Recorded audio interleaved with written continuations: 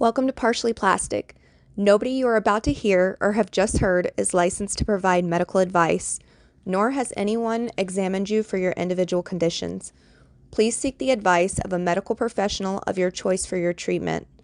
The opinions expressed on this program are personal to the person expressing them and not necessarily the opinions of the host or any sponsor, and are merely anecdotal stories of our individual experiences and not meant to be statements of fact.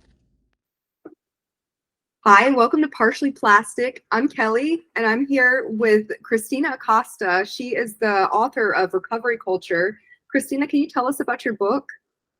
Hi, thank you so much for having me. It's an honor. Yes, so Recovery Culture is a book I very recently wrote, and it is a compassionate and passionate collaboration of stories and debunking myths and lies, tips, tricks, hacks, and perspective, as well as scientific backing for a lot of the things that most of my patients have suffered from in the recovery of their plastic surgery journey. So let me go ahead and just say that I try to come out from a very compassionate and soft and warm place, but also give you facts between the lines.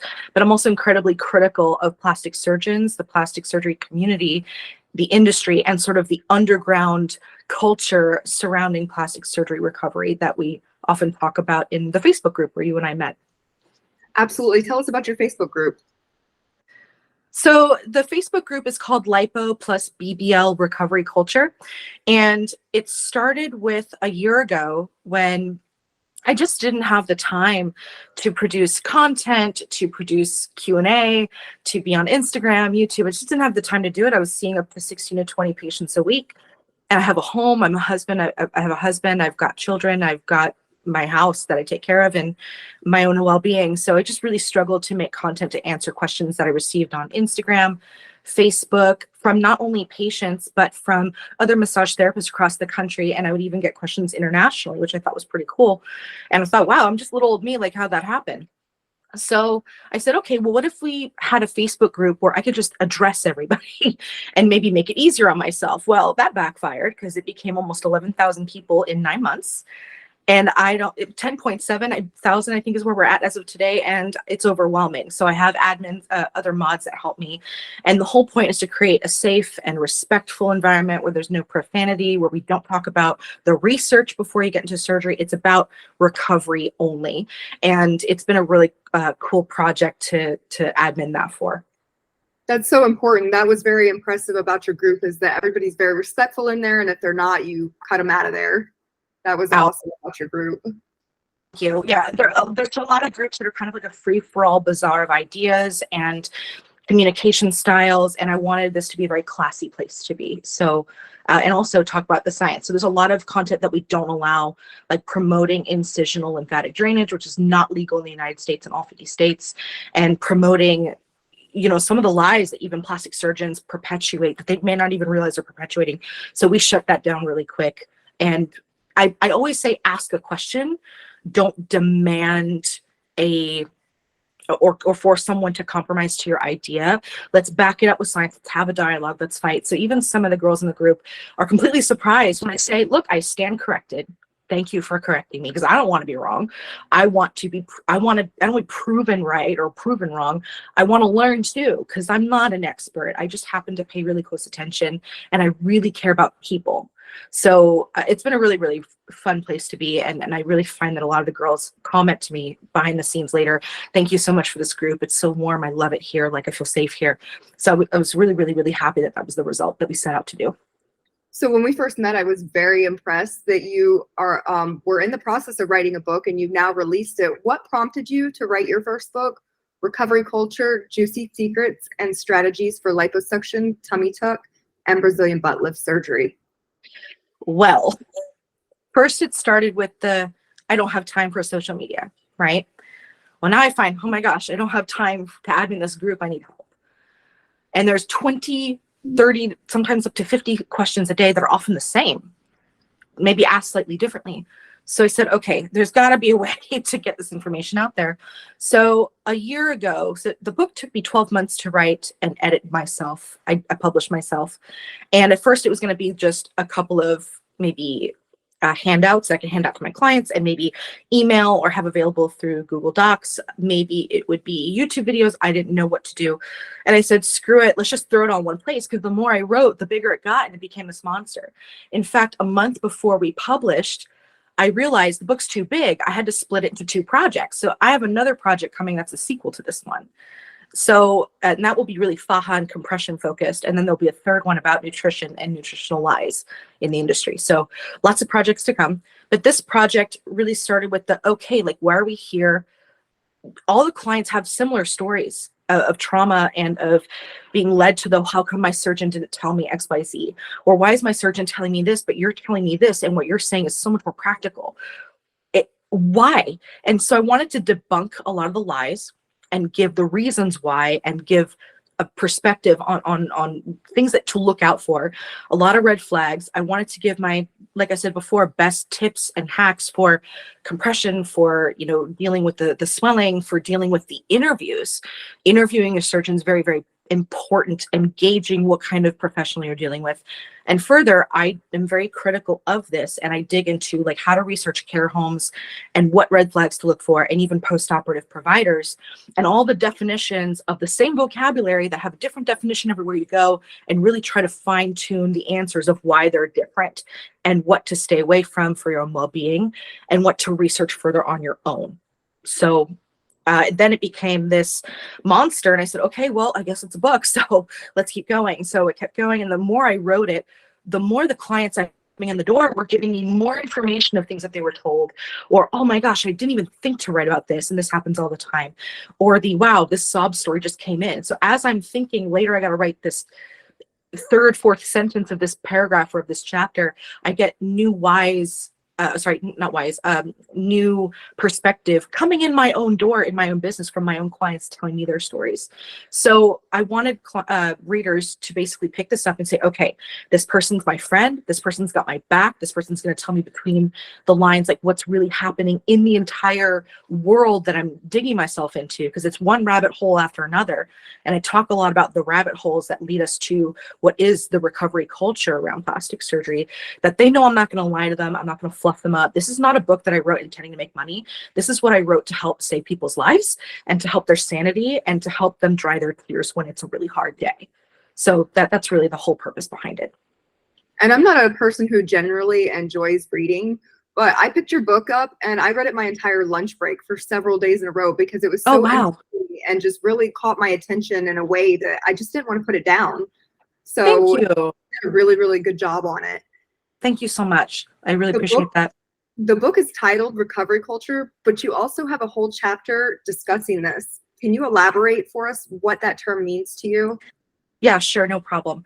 So the term recovery culture is a term that's really more of a paradox of a culture cult perspective, where you don't know what's cultish and what's cultural based on holistic approaches. So basically, let's start with this. So the medical industry, plastic surgery, fits under the Western medicine bubble, which means it's already very faulty to begin with in many ways.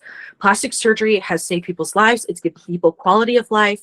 It's corrected trauma that shouldn't have been damaged in the first place with certain tissues. It has its place, and I really, really believe that there's some really great surgeons out there doing God's work, and they're just doing amazing things, even if it is just cosmetic. However, the problem lies is that it is an industry to make money. There is a bureaucracy in the Western medicine aspect of everything that these surgeons fit under. And third, their training is limited on all the things that really make or break the experience for a patient in any surgery, not just plastic surgery. Plastic surgery specifically, because we're looking at it that it's cosmetic, that it's elective, that it should be easy. It should be like getting your eyebrows done. Yeah, you can go back to work in a week. Are you kidding me? Some of these girls can't go back for a month, and they're having complications that no one ever gave them the vocabulary to identify, and what to do if they can't find their resources when they go home. That's the biggest problem. So I really wanted to dig really deep into that. Now, the cult aspect, the culture aspect is really a question, like, are we seeing culture or are we seeing cult? Culture meaning things that we adopt at home. So for example, when you're sick or I'm sick, maybe your mom made chicken soup from Campbell's. Maybe Campbell's is the only thing that makes you feel better. It's not nutritional, but it's what makes you feel better. And it's something that was done for you, so you might do it for your kids because it's a tradition. It's traditions that are passed on that have either completely proven to work or they partially make you feel like they're working, and you just adopt it and it helps you. I'm Mexican, I'm Sicilian. On my Mexican side, we use Vicks Vapor Rub for everything. So it's just a thing. It's culture, and there's elements of it that have been proven to work. And sometimes it does the job, and sometimes it just makes you feel better as you're trying to get the job done. So a lot of these great self-care things that these women have found that have taught each other over Facebook, YouTube, Instagram, doesn't matter, the realself.com, any of these forums, they're giving each other things like, hey, this helped me, or hey, this helped a lot, or hey, this has this herb that does this thing that you're looking to get help with. However, your surgeons aren't giving you that. They're giving you Percocet, telling you to take a Tylenol, compress or not compress. Some of them don't believe in it at all. And they're like, you'll be fine. But they don't tell you what to do to help yourself cope with the pain, cope with the swelling, how to deal with the post-op blues when you're coming out of anesthesia, et cetera, and so on. And maybe it's because they just don't know or they don't care. And I go into a whole chapter about why your surgeon doesn't tell you certain things, and I break down the reasons why. And the bottom last reason is because they'll lose money if they give you everything you need to know and scare you off. It's a business. We have to remember it's a business. They're there to sell you your dreams, your goals, whatever they're willing or capable of doing. But there's still a room for error where things won't go the way you plan with your final results or your experience, or even just the ability for you to move freely the way you did before surgery. So that's the cultural aspect of it. Now, the cult aspect is you have things coming in from South America, especially Miami perpetuates these things coming out of Colombia, Venezuela, Mexico, the Caribbean, especially the Dominican Republic in particular. And it's just nonsense. They're perpetuating incisional lymphatic drainage, which we can talk about later for sure, which is completely illegal, but they're told and they're believing this, and they're forcing other people to believe as much as they can force someone to, that this is what you're supposed to do. I've had patients come to me and yell at me. I had one get off my table, butt naked, start screaming at me that I was supposed to drain her. Lady, I'm doing lymphatic drainage, which is on my website. This is what it is. This is the description. I told you what it was and what it wasn't, and it wasn't good enough. Why? Because she had been brainwashed to believe that it had to be a certain way or she wasn't going to get the results she wanted, which is, if that was the case, plastic surgery didn't do its job in the first place, did it? That was its job, right? Not perfect, but it's not my job to go in there and do things that are against my practice, against training, and against my scope of ethics and scope of practice. So there's this element that comes in that's very aggressive and it's very dirty, and it's underlying everything with a lot of these things that these women are perpetuated into doing that don't help or make things worse or are illegal. And that was something that was so passionate about guiding women in the direction of, hey, not only is this going to help, and here's the science why, and here's some of the testimonies why, but here is also the stuff that you got to stay away from, and here are your red flags. Now, we also see that the government, state, county, whatever, depending on where you're at, is finally starting to catch up. And some of these people perpetuating these problems or these practices are actually now being held accountable finally, and it's 2023. They're finally starting to be held accountable. So there's also a big disconnect between my industry, the massage therapy industry, and plastic surgery. Certified lymphedema therapist, which I am not, I never claimed to be one. That's not my training. But a certified lymphedema therapist is the best qualified person to do the post-op care, but their training does not include plastic surgery traditionally.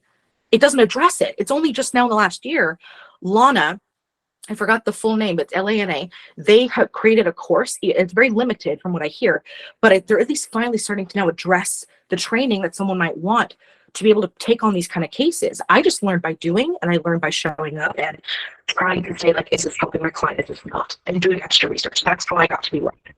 So the culture cult paradox is this big question where you are seeing one thing, but is it really what you think you see? Is it expected because it's really helpful? Or is this illegal? Or is this impractical? Why? So I really dig into the why through every chapter.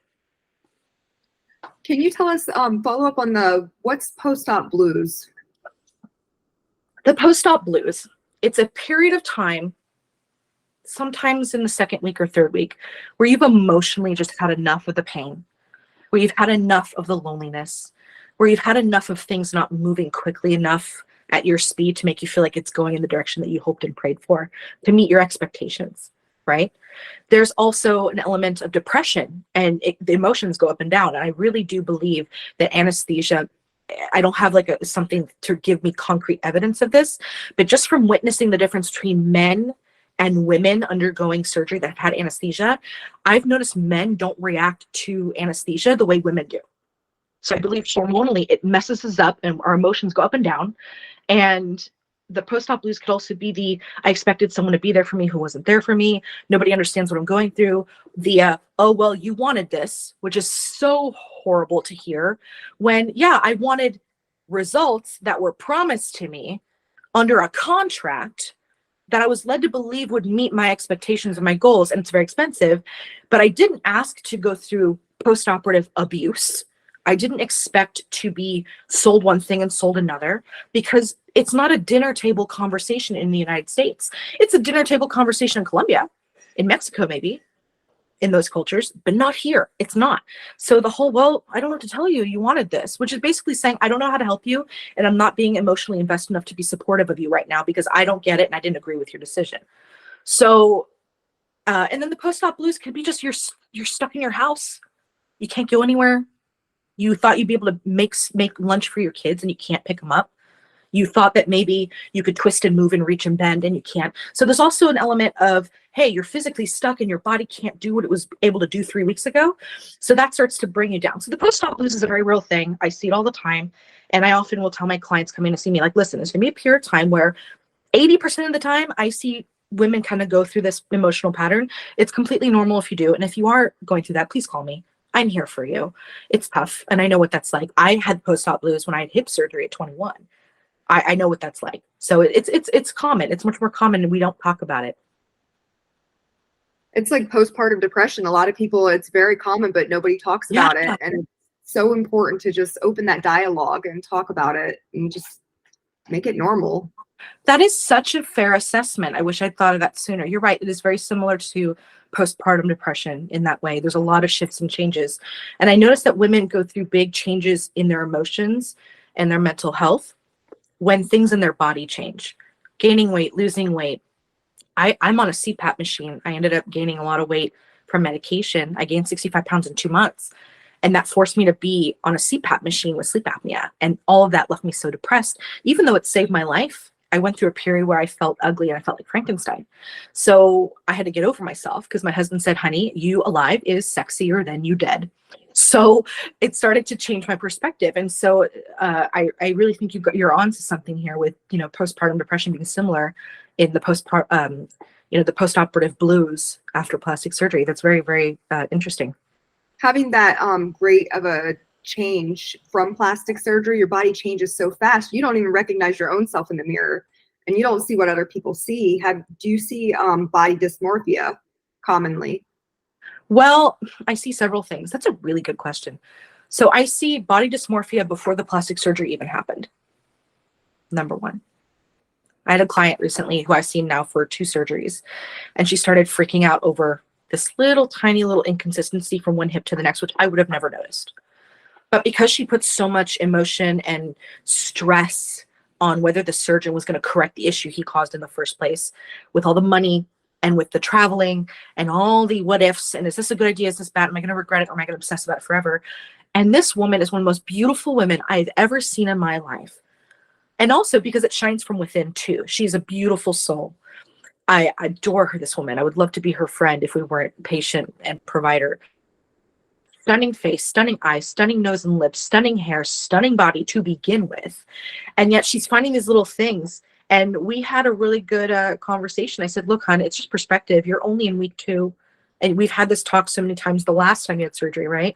And so I told her about my story of gaining 65 pounds in 2 months, not knowing my body and not being able to move in my body the way I used to. I said, that is a botch. Plastic surgery isn't always about botches. It's about how did your body react. It's not always the surgeon's fault. Sometimes you have to give it time. So she calmed down, gave her a drink of water, and we started to work on the issue. And I knew it was swelling. I could tell it was post-surgical edema, and it wasn't just a destruction. It was just swollen. And I said, look, let me work with you for a few weeks. Let's just see what happens. And when you're 3 months out, we can do this treatment a couple times. And then when you're at 6 months out, then you can look at it and really assess your problems. really assess it. But right now you got to be a patient. You can't just look around and analyze everything as if you're a racehorse about to go to market. You have to be a patient, and patients don't have patience, as you know. As far as body dysmorphia, yes, I see body dysmorphia all the time. And it also really depends on whether someone was, in their perspective, stunning and gorgeous for so long before they had the need for plastic surgery versus someone who's been heavy their whole life, someone like me who's always struggled with their body, and any little change and correction gives them so much hope, even if it's not perfect, that they don't see it the way that someone else who was stunning before, so to speak. So it's just different person by person and what ails them here. But I do know that if you okay in your heart and your character isn't what you want, what it should really be, whatever that might look like, you really need to get therapy before you commit to this. And I really wish plastic surgeons took the time to say, listen, I'd be happy to do the surgery for you, but I want you to get 3 or 4 sessions with this therapist before we commit to a procedure, because I want you to be okay here before you go in, because it'll really mess with your head. And they don't. It's not really a thing. They don't think about it because they provide a service. They like, this is what I've done. This is my work. And, I'm proud to say that I do this well, and I could do this for you. You're a good candidate for it. But if you don't see it the way they do, remember, those results are 100% subjective as far as success. Even I think the main plastic surgery boards had an article about that they discovered that what deems a plastic surgery successful is 100% subjective by the patient, which is kind of silly because it's a procedure, it's a medical procedure. So it's really twisted if you think about it. And then afterwards, I've seen so many women have so much more confidence, or they'll say, oh, finally, now my back doesn't hurt from all that extra skin in the front of my belly. Now that it's gone, I can actually work out again without pain. I've seen that happen. I had a lady who was in her 70s who was over 300 pounds, and she's shorter than I am. I'm 5'1". She was like 4'11", 5 feet tall. And she said she physically had to take her belly and pick it up just to turn in the bed. It was really uncomfortable. And she said now that the surgery had taken care of it for her, she can now live her life and not be distracted by her body, to be present for her children and grandchildren. So I think body dysmorphia, we all have it, because we do not look at ourselves that easily as a perfect creation. And the underlying theme of the entire book is Psalm 139:14 from the Bible. I am fearfully and wonderfully made. Meaning, not only are you perfect because you exist, like you were designed with great care and great brilliance, but you're also individual and different, and you have DNA, and your DNA determines that you heal from unnatural trauma. Your body doesn't judge you when you decide that you're going to pursue this. It says, okay, well, let's get to work. We got work to do. It's not normal to have your belly ripped out or your fat ripped out and then having it moved to somewhere else. And yet your body somehow has the DNA to recognize what's going on and deal with it instantaneously in the first 60 seconds.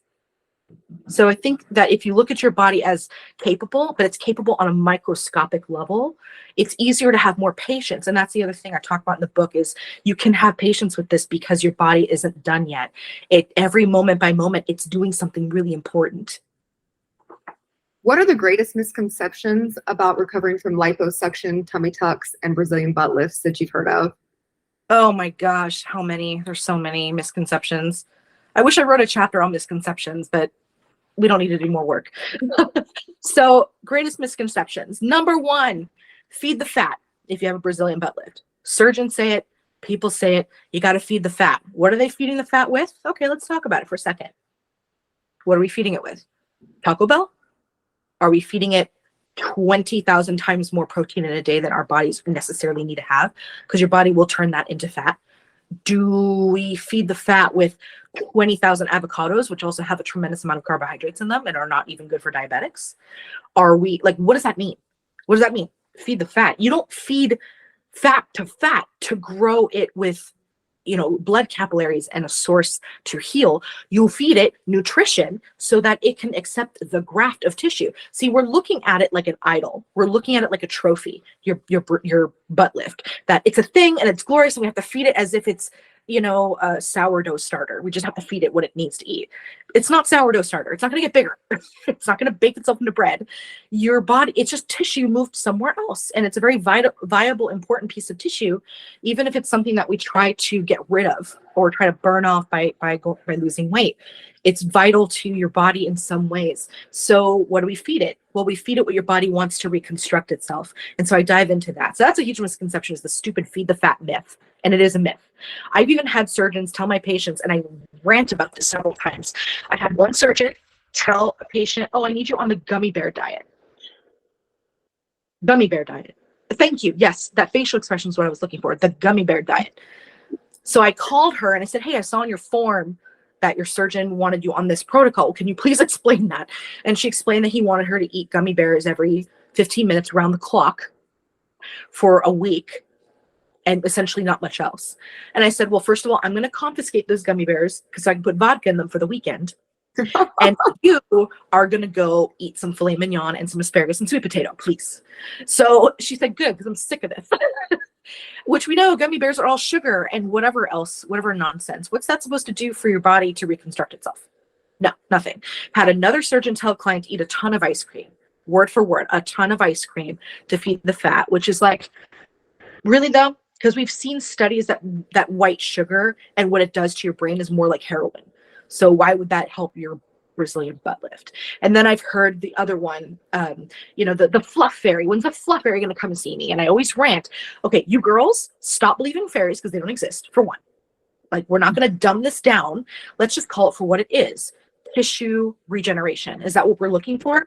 Because we don't really know what happens. Some people gain a little bit of exercise later. Some people, it flattens out. Some people it stays the same. Some people had no difference after surgery. There's a lot of factors. I dive into that.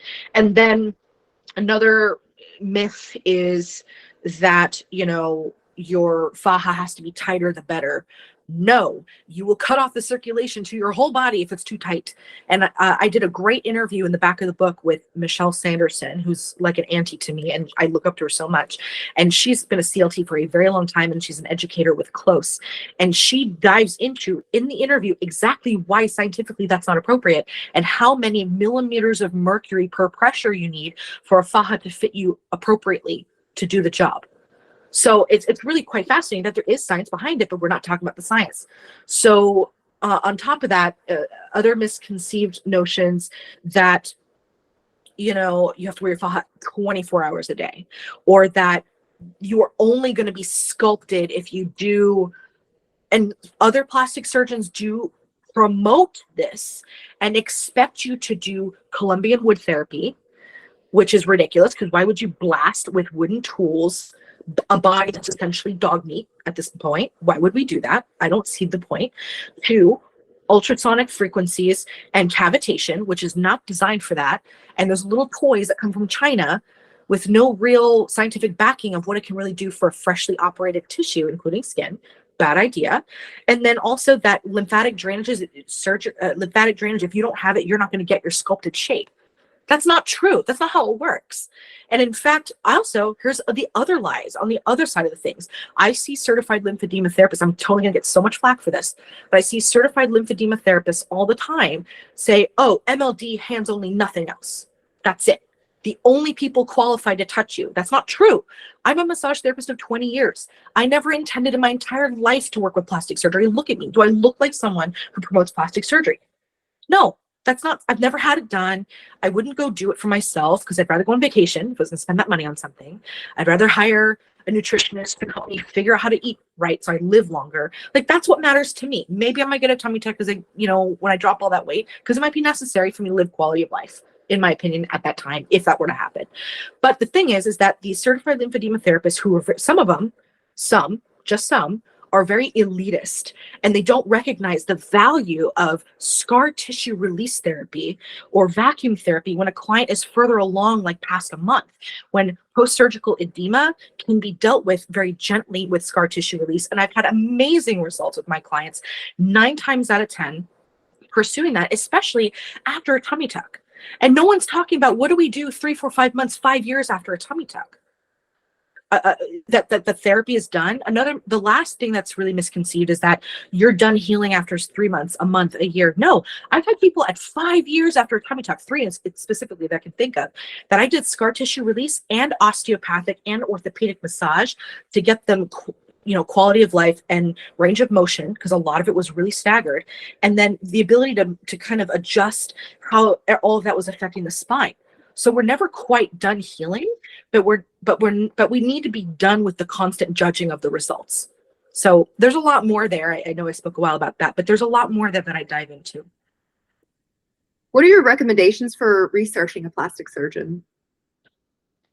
So my recommendations for researching a plastic surgeon, there's going to have to be also a big element where you're just, that you're just taking it on a chance. So let's just say 35-40% of the entire decision that you're making is based on faith and chance that this is the right surgeon for you. You can only make that decision. It's really up to you. There's no perfect formula. But if I was going to be diving in, number one, I would buy my book, because I also have a big list in there of the questions that these girls are not asking that they need to be asking. For example, what is their revision policy in the contract? There's no revision policy. No one's ever talking about a revision policy. There needs a revision policy. If I'm not happy, what are you willing and not willing to do for me to help me? Even though I'm international, in case, this is an international deal. That's a big one. So I would definitely recommend you buy my book if you are looking at finding a surgeon, because in the beginning of the book, even though we're talking about recovery starts with who's doing the damage / doing the reconstruction / trying to change your life for the better. That starts there. So you have to research their website. Do they produce content? Do they produce educational content? Are they answering questions on realself.com? Like, are they even there? Does this surgeon have a bunch of groupies that started a Facebook group that he or she might not even know about?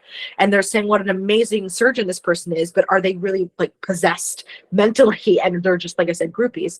Or are they genuinely having trouble? Like, what are they talking about? Look at the reviews. Remember, some reviews are paid for.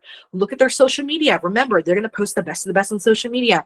Are they sharing consistent body types? Is it all kinds of body types? Do they do mostly tummy tucks? What do they specialize in? Ask them, what are your favorite surgeries to do? What do you feel like you're best at? We're not interviewing them. They're interviewing us. It's not enough. What are your values? Are you a praying person? Pray with me before the surgery. That's a big one for me, because I love Jesus. I'm a praying kind of girl. I need someone who's going to pray with me if they're going to lay hands on me. That's really a big deal for me personally. And I know there's other people like that out there. So further, you also need to see, like, what are their post-op protocols? No one ever asks that question of their surgeon. What are your post-op protocols? What do you like your clients to do? What's your opinion on fajas? Blah, blah, blah, blah, blah. We're not asking them about all of that. And the journey is, you're going to be asleep and awake. You're going to blink and it's going to be done. And then all you're going to remember from this entire experience is whether you were traumatized, whether you couldn't go back to work on time because you didn't have enough information to plan. If you say, oh, wow, I didn't realize I was going to need to save $2,000 to $3,000 for my post-op care. I'm scrambling to afford to have a therapist work with me because I can't afford it. Now, all of a sudden, I have to go back to work heavy lifting, and I feel like I can barely breathe. So asking a lot of these questions, and also, is that surgeon willing to take the time? Is that surgeon willing to have another conversation with you? Is that surgeon even willing to give you their number? Sometimes they do, and say, if you have any questions, call me, because they only take one patient a day, and they're very devoted one by one, and they're very humanistic that way. So this is a good one. Miami, Florida. There was a law that passed, I think, recently, where surgeons are no longer allowed to do more than X amount of surgeries per day. I think it's 3, because before they were starting at 7 in the morning and ending 11 o'clock at night. My father's a surgeon, or was a surgeon, ophthalmologist, and he says the biggest fear for me as a surgeon is, what if I have fatigue and I hurt my patient? Is that not a concern to these surgeons in Miami specifically that I'm thinking of at the moment? Like, do they really think that women are just a cash cow? They're not going to remember you past the next day if they're seeing that many people. I see 12, 15 appointments a week for massage, for post-op massage, for orthopedic massage, whatever, cupping, you name it. And I can barely remember their name the next time I see them. I can barely remember what we talked about. I need them to jog my memory for 2 or 3 visits before I remember them. They're not going to remember you. And also, they don't have the understanding that county by county, state by state, there's regulations about what you can find or not find. Like, here's another misconception that I don't think we talked about before, is that they are going to find someone to perform illegal incisional drainage on you when you go home. Let's just say you're in Miami and you're coming home to California, where I'm at. No, because people don't do that here. It's illegal. We don't do, it's illegal in 50 states, but here it's such a new thing that we're like, what is that? And then there's the other misconception that someone's gonna be able to remove your stitches for you. No, any doctor would tell you, you got to go back to your doctor who put them in to remove them. Same with seromas. You're not going to just find someone who even knows. You go to the ER, they're going to be like, what's that? I don't even know what that is. They're going to give you antibiotics and charge you $300 for ibuprofen and send you home. Let us know if you think you're getting an infection. You get an infection, then they'll do what they have to save your life. You want to risk that? Fine, risk it. It's up to you, but be prepared to tell your surgeon, we don't have those resources where I live. So what should I do in that situation if I work with you? So there's just so many questions you got to ask. And here's the last thing, I'll end with that beautiful question you had. Gauge if they are patient with you with your questions. If they are not patient, they're not for you. Same thing with a post-op provider. You have to do the same interview with them too. And I would not get surgery unless I found that person too at the same time around the area where you live or there, whatever. And again, there's just so many things that we're not looking at before we even decide to sign the dotted line. What do you recommend people do to prepare mentally and physically for surgery? Well, mentally, I think you have to ask yourself, like, what's my motive? Like, what am I looking for here? Am I looking for it? Am I looking to heal the sense of self that I have, that I hate myself because I've always been ugly and I was called these things growing up and it always messed with me and I just want to feel better about myself so I'm not distracted by my life, by my body? Okay. Do you think you're healthy enough for that? That's only for you to answer that. I would say, okay, mentally prepare. Can you take more time off of work than you expected? Can you handle that if it doesn't work out that way? Do you have a spouse or partner that's going to be supportive when you're having a hard day or take care of you? Or are they forcing you to do this? That happens a lot. Are my children going to be okay if I don't pick them up for a while? Are they going to be destroyed? Are they going to be climbing all over me? Are they hard for me to discipline and I can't discipline them when I'm vulnerable? Are you able to afford to pay for someone's ticket to come with you if you're going to travel for surgery? So you have to really think a lot about the finances and the logistics. But as far as emotionally and mentally, you have to be okay and you have to love yourself before you do this and know that you're worth advocating for and fighting for at all times. Because when you're weak and you're vulnerable and you're in pain, it's hard to step up and say, no, I don't want this. Or that's not going to work for me. It's hard to put your foot down when you feel like poo and you feel like dog meat. It's rough. You can't even think clearly. So how are you supposed to make decisions for yourself when you're in that position then? So you have to make decisions ahead of time. Physically, I say go get a deep tissue massage, get acupuncture, whatever it is you want. In my practice, I have been so excited about this for so long that I finally got the smarts to just say, hey, why don't I design a pre-op protocol for an osteopathic deep tissue type of massage where I'm opening up the low back because they're going to be laying down for a while. So the low back and the neck is going to probably be compromised. The shoulders and upper back are going to be compromised. Let's open up the tissues on the side of the body all the way into the armpit because there's some lymphatic trash that never really made its way out that will probably get really swollen during surgery. So let's get all this cleaned up. Let's, work on opening up the nodes and doing a lymphatic type of result. Let's mentally be ready by something that relaxes you, and let that be hopefully either the person like me who's pretty much does a variety of type of treatments in my office. I'm also your post-op provider, so I'm preparing you before and after. That you're not going to find that very often. You might have to have a different practitioner, but have other people in your bag of tricks that are there to help you. So I also talk about your basically who's in your resource, who's part of your resources, a list of these people that are going to be available to you if maybe these first initial people are totally dropping the ball and they're not what you thought as far as helping you later. So I have a whole lot of advice on there on how to prepare mentally, physically, emotionally, and all that as well. How long should people wait to see their true results? Listen, your body, your liver is a new liver every 7 years. never done. You have a whole new everything on a cellular level every 10 years. So are you really ever done healing? After we're immortal. We are over time past a certain age no longer producing collagen the way we were the year before. So are we ever done healing? Are we ever done healing? Are we ever done healing? Is this ever going to get better? Yeah. Some things can definitely improve over time. Some things can be improved on with 1 or 2 random deep tissue massages in the right place with someone who's really skilled at this and not going to abuse you 3 years later. Of course.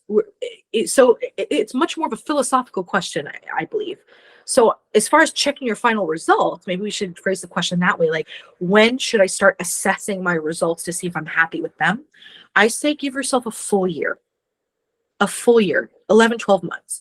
I've seen women who've had double mastectomy from, cancer, or as a preventative measure for cancer. And 3 years later, they're still dealing with things that to me look still really fresh. It takes a while. So I would say that there's always something that can be done to make you more comfortable.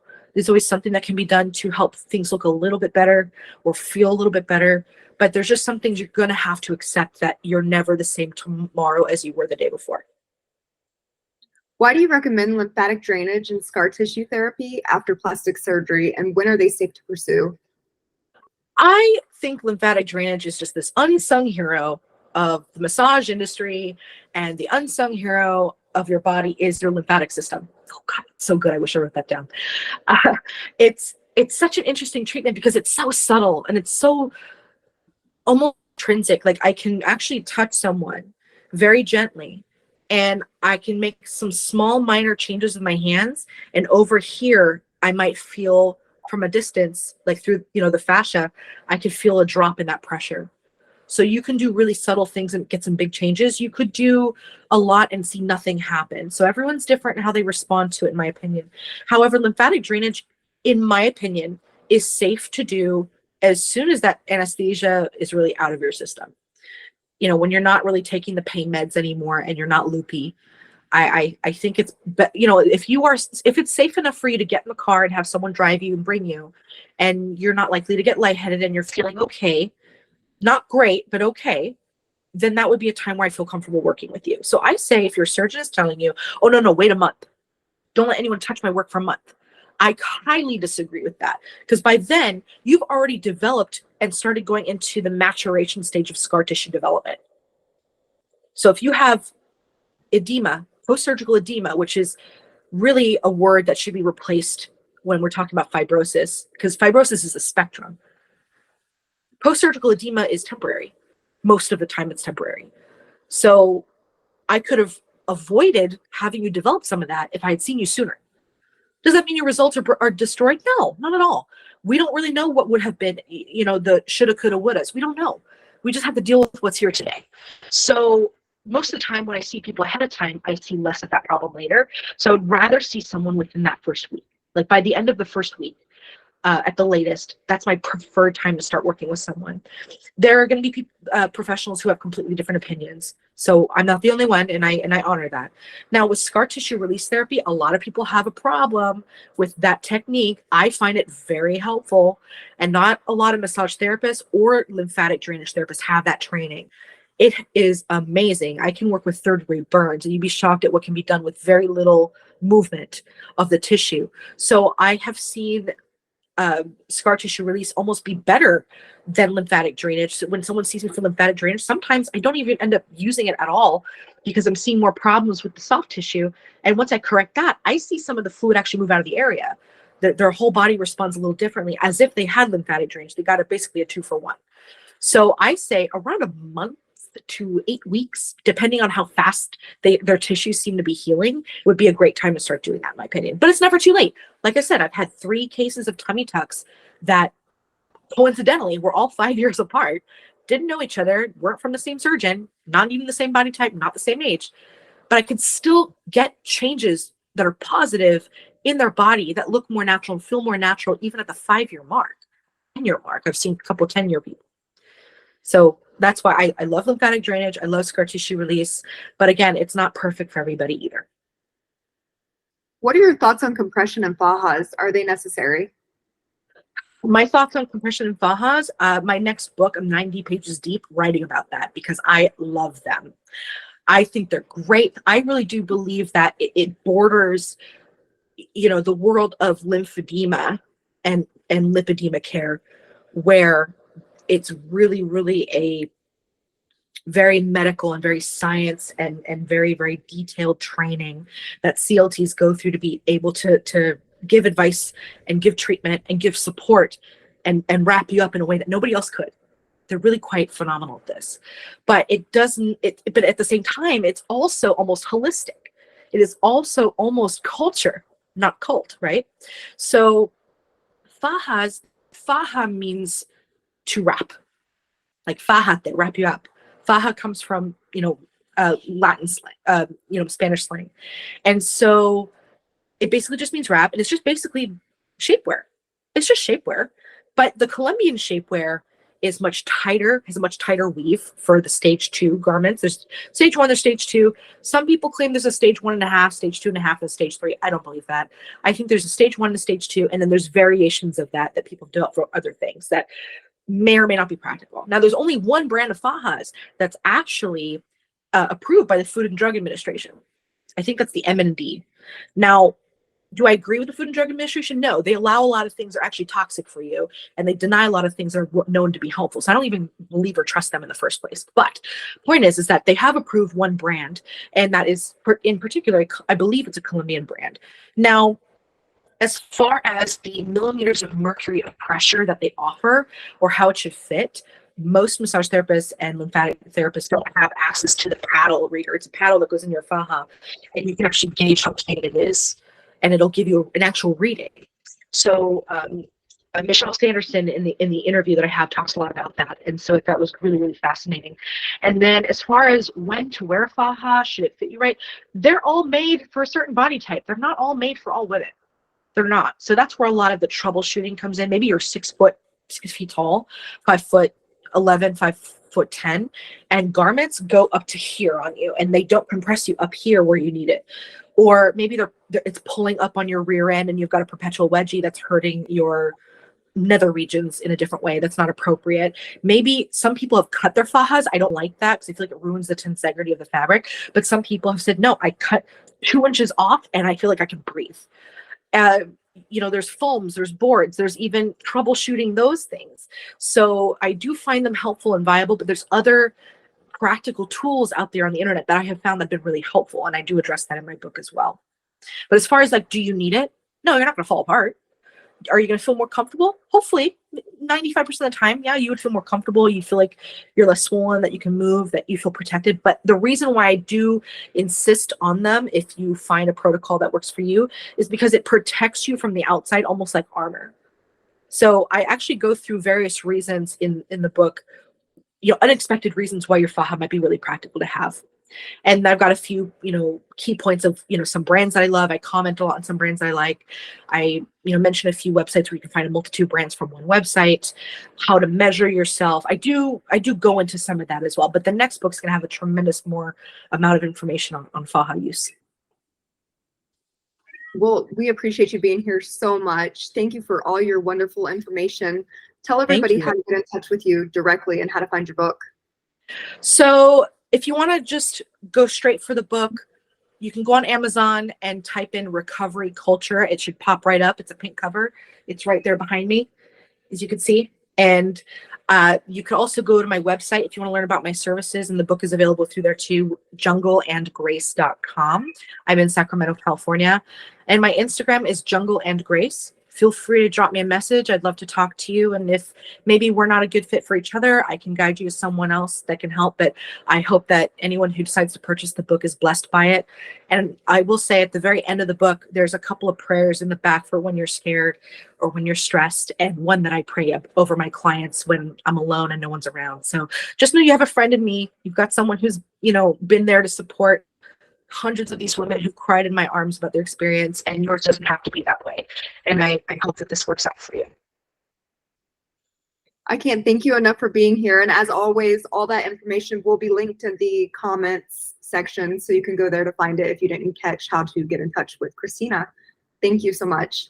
Thank you for having me, Kelly. Have a great day. Bye, you too. How was that?